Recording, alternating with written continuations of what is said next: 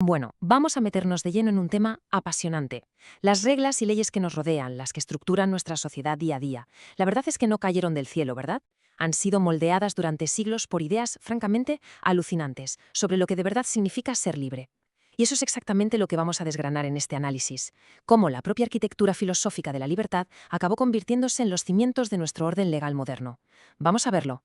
Para que este recorrido tenga una base sólida, todo lo que vamos a comentar sale directamente de los materiales de la asignatura de Filosofía del Derecho del profesor Javier González en la Universidad de los Andes. Es literalmente nuestro mapa para este viaje, un material académico súper riguroso que nos viene de perlas para entender los cimientos del derecho. Vale, esta va a ser nuestra hoja de ruta. Primero, la libertad según Kant. Luego pasaremos al deber y la moral. En tercer lugar, daremos el salto a Hegel y el espíritu. Cuarto, veremos el derecho entendido como libertad, que tiene mucha miga. Y por último, cerraremos con la solidaridad y el positivismo. Empezamos con el punto 1, la libertad en Kant y, concretamente, su doble naturaleza. A ver, el primer gigante de la filosofía con el que nos topamos es Immanuel Kant. Y lo genial de Kant es que no se conformaba con una definición facilita, para nada. Él dividió la libertad en dos caras de una misma moneda. Por un lado tenemos lo que él llama libertad negativa, que básicamente es esa independencia pura, el no estar forzado a actuar por impulsos o deseos mundanos. Pero luego, por otro lado, está la libertad positiva, y aquí es donde la cosa se pone interesante. Esta es la autonomía de verdad, el poder activo, esa capacidad real de dictarnos nuestras propias leyes internas y, en definitiva, de gobernarnos a nosotros mismos. Pasamos al segundo bloque, el deber y la moral, o más bien, la conciencia de ese deber. Entonces, la gran pregunta es, ¿cómo llegamos los seres humanos a darnos cuenta de que tenemos esta autonomía? Bueno, la experta Margarita Belandria, basándose en Kant, apunta a algo que es fascinante. Dice que primero tomamos conciencia de la ley moral, de lo que debemos hacer, y es justo ahí, al sentir el peso de ese deber, cuando descubrimos nuestra libertad práctica. Dicho de otro modo, saber que tenemos una obligación moral es, fíjate qué curioso, la prueba irrefutable de que somos libres para elegir cumplirla. Para aterrizar esto un poco, imaginemos un par de escenarios límite que plantea el propio Kant. El primero es de película, el escenario de la horca. Alguien jura que su pasión es totalmente irresistible. Vale, pero ¿y si le dijeran que justo después de satisfacerla lo van a colgar de una soga en ese mismo instante? Seguro, segurísimo, que de repente controlaba ese impulso, ¿a que sí? Y el segundo es el del tirano. Imaginemos a una autoridad que amenaza de muerte a un subalterno si no acusa en falso a una persona inocente. Ante una salvajada así, uno reconoce que, llegado el momento, podría elegir la muerte antes de cometer esa injusticia.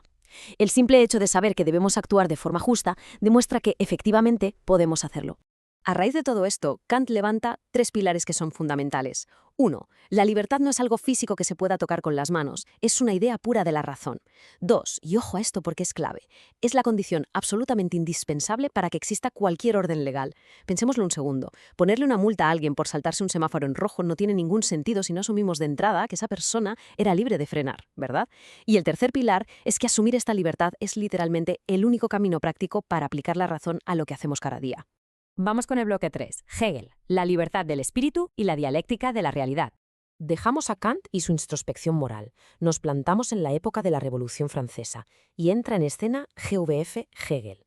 Hegel abre muchísimo el objetivo, pasa de la mente individual al desarrollo de todo el universo. Casi nada, ¿eh? Para él, la palabra mágica es dialéctica. Él no veía la realidad como una foto fija, sino como un proceso constante de contradicción. Es como si una idea, la tesis, chocara de frente contra su opuesta, la antítesis, y es precisamente de esa fricción constante y brutal de donde la idea consigue liberarse. Así es como la libertad cobra vida. Siguiendo con esta visión tan enorme, Hegel separa la realidad en dos mundos. Por una parte, los objetos sensibles, lo típico, un árbol, una piedra, cosas que se pueden ver y tocar. Pero por otra parte están los objetos inteligibles, por ejemplo, la idea de la balanza de la justicia. Estos no se pueden tocar porque su base está única y exclusivamente en el espíritu humano. Así que para Hegel, la libertad en el mundo y nuestros sistemas legales no son de carne y hueso, son construcciones puramente inteligibles. Existen, sí, pero en el ámbito del espíritu. Ahora bien, no penséis que esta libertad absoluta se queda ahí, flotando en las nubes filosóficas. Que va, aterriza en el mundo real de formas muy concretas, cosas que vivimos todos los días en la sociedad, como la libertad civil, la libertad de prensa para poder compartir información, o la libertad política y religiosa. Todo eso, según Hegel, no son más que manifestaciones tangibles, modos concretos de aplicar ese gran concepto universal de libertad a nuestras relaciones sociales del día a día. Pasamos a la sección 4, el derecho entendido como libertad. o la libertad objetivada. Y aquí viene un giro buenísimo. Al intentar conectar todo este mundo abstracto con las leyes concretas de un Estado, nos topamos con una paradoja fascinante. Normalmente todos pensamos que la ley está ahí para poner límites, ¿no? Como que nos quita libertad. Pues para Hegel es todo lo contrario. Él dice categóricamente que la filosofía del derecho es, en el fondo, una filosofía de la libertad. Afirma, sin despeinarse, que el derecho nace directamente de la libertad. De hecho, dice que las leyes son la libertad convertida en un objeto visible en el mundo real. Literalmente. Entonces, claro, surge la duda, ¿cómo encaja esto de poner límites con ser totalmente libre? Pues a través de la justificación. Es cierto, la ley nos prohíbe cosas, no podemos ir y robarle el coche al vecino porque sí.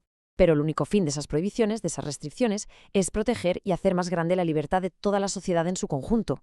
Es como si las leyes fueran el muro que protege a un árbol que aún es frágil. Están ahí para garantizar que el bosque entero de la libertad no se venga abajo. Y llegamos al último bloque, el quinto, solidaridad y positivismo jurídico con Duguid y Kelsen. Damos un salto hacia el siglo XX y vemos que todo este enfoque más idealista empieza a transformarse en un marco mucho más sociológico. Y aquí entra Leon Duguid. Para Duguid, la base de las leyes ya no es una idea abstracta que reside en la mente, sino algo que se puede ver en la calle, la solidaridad social. Él defendía que es esa interdependencia entre todos nosotros, la comunidad, la que le da validez a las leyes escritas, al derecho positivo. Eso sí, ojo al dato, esta solidaridad necesita sí o sí de una conciencia individual previa, que curiosamente solo alcanza su máximo potencial cuando vivimos en sociedad. El problema es que aquí asoma una contradicción enorme y una metáfora académica que lo clava. Dicen que Duguid quería, y cito textualmente, nadar en el mar empirista, es decir, basar el derecho en hechos sociológicos comprobables, pero lo hacía llevando puesto un salvavidas metafísico naturalista. ¿Y cuál es el salvavidas? Pues su fe ciega en la existencia de una conciencia individual, algo que obviamente no se puede meter en un microscopio ni medir. Es una especie de choque de conceptos que convierte la teoría de Duguid en una rareza súper interesante de la historia del derecho. Bueno, si miramos todo esto con perspectiva temporal, es una evolución brutal. Empezamos en los 1700 con Kant, que planta la semilla de la autonomía interna a través del deber moral. Luego, en los 1800, Hegel coge esa libertad y la plasma físicamente en el Estado y las leyes. A principios de los 1900, Duguid baja todo eso a la tierra con la solidaridad social. Y ya, casi a la vez, todo este torrente de ideas desemboca en Hans Kelsen, que con su teoría pura del derecho marca el nacimiento por todo lo alto del positivismo moderno. Y para cerrar este análisis, la verdad es que nos quedamos con una reflexión que da mucho en lo que pensar. Hemos visto cómo las normas que nos limitan son, aunque suene contradictorio, la materialización de nuestra propia libertad. Es una idea que se ha ido puliendo durante siglos. Así que, viendo esto, hay que preguntarse, si las reglas que seguimos todos los días vienen de unos cimientos filosóficos tan profundos, ¿hasta qué punto es realmente libre el ser humano dentro de los límites legales de hoy en día? ¿Y hasta qué punto refleja la ley nuestra verdadera autonomía? Es sin duda una pregunta que nos obliga a mirar todo el sistema legal con unas gafas completamente distintas. Y con esto cerramos por hoy.